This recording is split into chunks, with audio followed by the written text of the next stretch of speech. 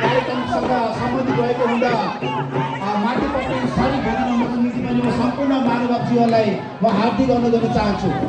यो हल खुला भएको छ, यो माथिपट्टि जाने द्वार पनि खुला भइसकेको हुँदा सम्पूर्ण उपस्थित महानुभावजीहरूलाई माथिपट्टि हलमा सरी भनिनुको निम्ति म विशेष अनुरोध गर्दछु।